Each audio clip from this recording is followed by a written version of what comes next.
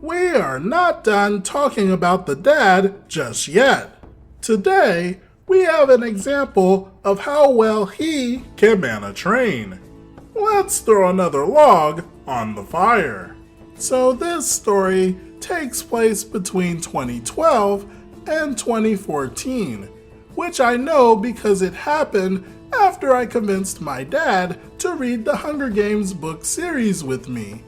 But I only started reading them myself after the first movie came out, because I don't like to watch adaptations before reading the source material. So I'm just going to guesstimate and say I was 15 years old here. So my dad calls himself a writer, but there's not a single original idea that's ever come out of his head. Instead, he will rip off anything and everything that he reads/watches and inject this inspiration directly into his stories like a shot of adrenaline, or like a turkey baster with some mediocre pan drippings. So my dad reads the Hunger Games series and he likes the books quite a bit, and mostly only had criticisms about the third one. I didn't know, however, that he had another moment of inspiration while reading them, and started cooking up a new D&D campaign called the Zombie Games. And I don't think it'll take a leap of logic to know where this is going.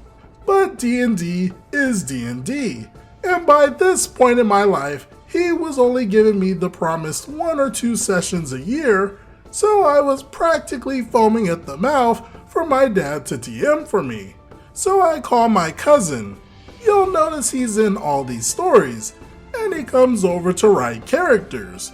I write another bard, of course, and name her Sephi, after the wind boss from Tales of Symphonia.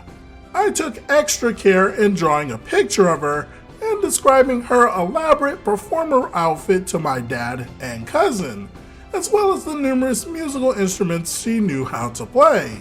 Anyways, I had already pieced together that my dad was going to throw me and my cousin into a Hunger Games style battle royale with added zombies.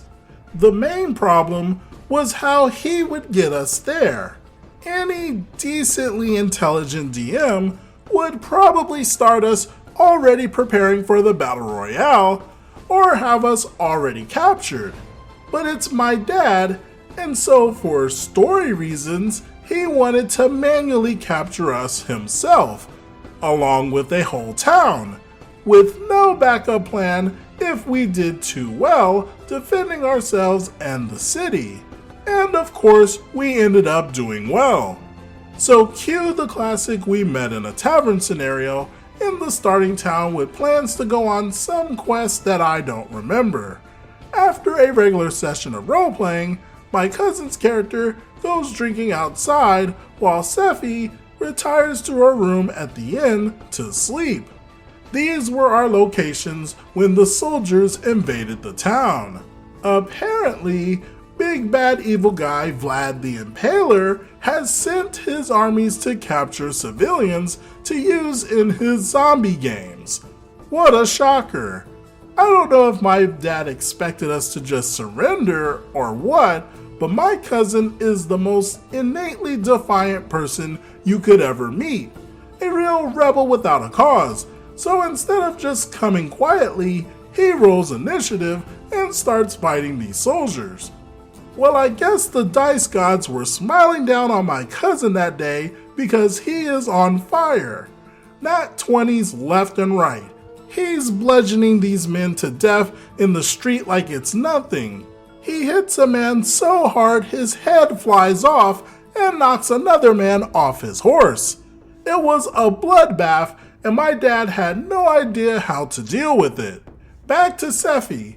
She's in her room. She tells the other patrons of the inn to go hide. Vlad the Impaler's soldiers are launching fireballs at the inn to force people out. One fireball whizzes past Sephi's head and catches the bed on fire. I don't remember ever saying the window was open, and looking back, I know my dad wanted me to just get out of the inn, but I'm also 15 years old with average critical thinking skills. I roll to put the fire out. Miraculously, I roll high enough to succeed and stamp out the flames. More fireballs come in, and I put those out too. My dad was getting really frustrated at this point and said, 3 more fireballs, fly into your room, and 1 flies under the bed, so you can't put it out. Your room's on fire now. Get out of the inn. With no other choice and a high dexterity stat, Seffi dive bombs out of the window like she's Leon S. Kennedy.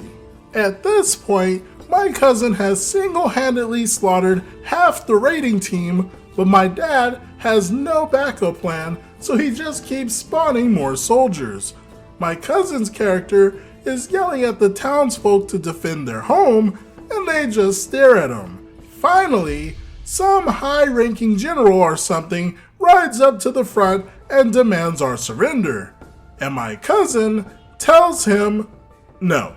Cue my dad's sense of humor. Torpedo Seffi just happens to fly directly in this general guy's direction and crashes into him, knocking him off the horse. Despite Seffi being like 4'11", 97 pounds, and only jumping from a second-story window, this man is killed on impact. No saving throws necessary. His men stare dumbly at their general's corpse, neck bent the wrong way, and charge at my character in a rage for killing their general. My dad was likely just sick of trying to fight my cousin. Seffi flees and takes cover behind my cousin's character as they get surrounded by soldiers in a pincer movement. I look at my cousin and our characters go back to back, arms together, and get ready for a tough fight. You get captured. We were dumbfounded and asked why he wouldn't even let us fight, as that was working out pretty well for us before. You're surrounded, you're overpowered, and they capture you. The end.